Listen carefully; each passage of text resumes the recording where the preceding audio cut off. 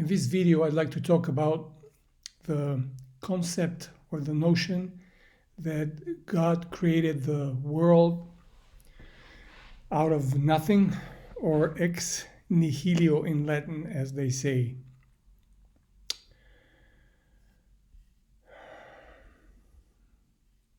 Some of the biblical passages that are often cited to support the idea of creation ex nihilio are Genesis 1:1, John 1:3, Hebrews 11:3, and some other.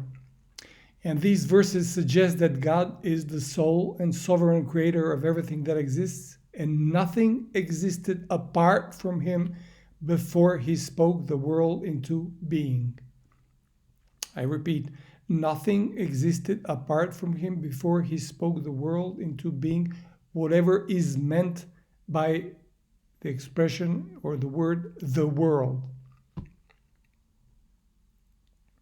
Some of the reasons and implications for this view are that it affirms God's power and self-sufficiency, his freedom and purpose in creating, his goodness and love for his creation, his distinction from his creation. Now, I want to repeat that sentence here that says that the verses suggest that God is the sole and sovereign creator of everything that exists, and nothing existed apart from him before he spoke the world into being. In other words, everything existed with and within him. This is according to the laws of thought, laws of logic. If nothing existed apart from him before he spoke the world into being, then everything existed with and within him. And so there are many other verses where they say that God is everywhere. And there is nowhere that God is not.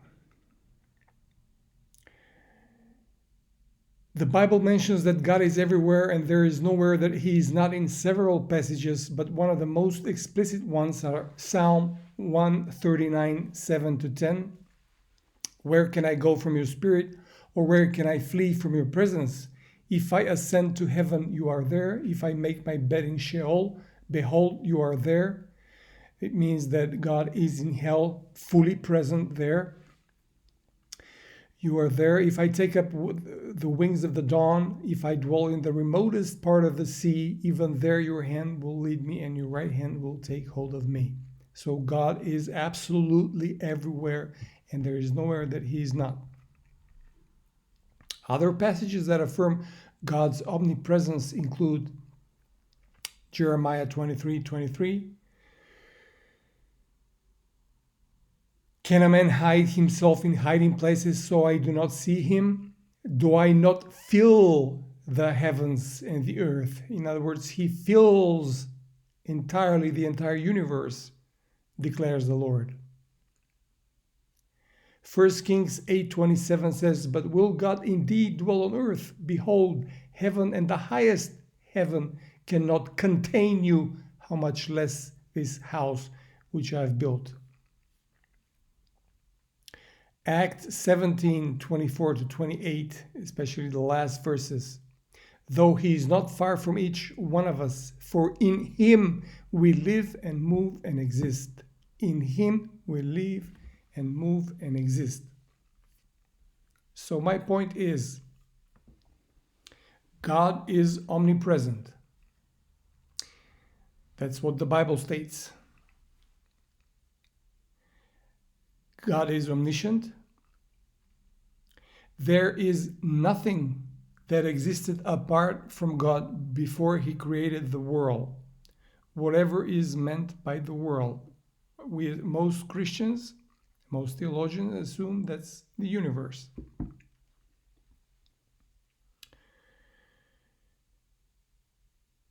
So my question is, where did God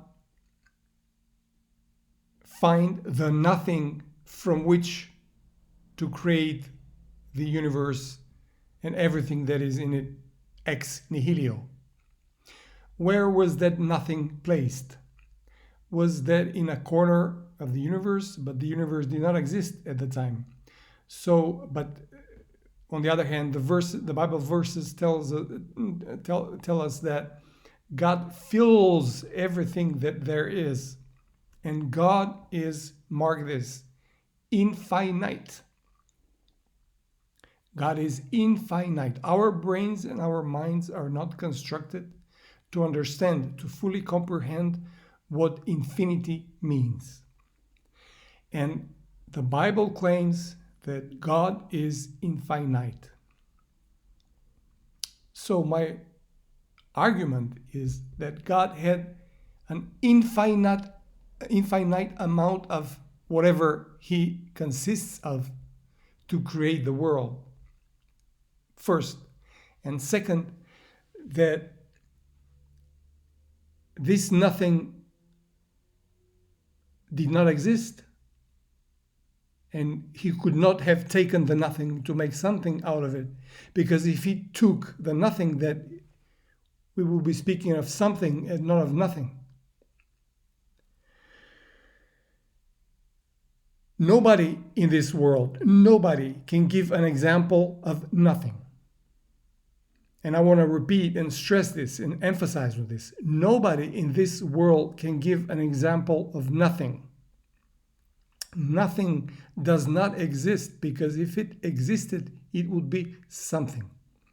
And to say that God took the nothing and made something out of it would mean that nothing is a something, which is a logical contradiction. It's a nonsensical thing. But it's natural. Most Christians, they don't apply thinking. By definition, religion forbids you, prohibits you from using your reasoning faculties, your reasoning capacities.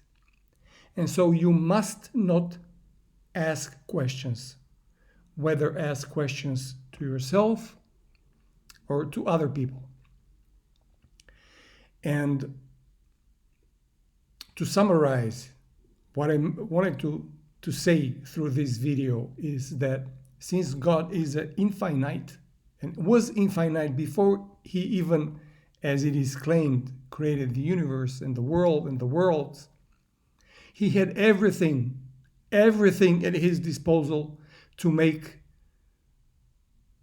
this universe and this world, and that nothing cannot exist, and therefore God cannot make something out of nothing.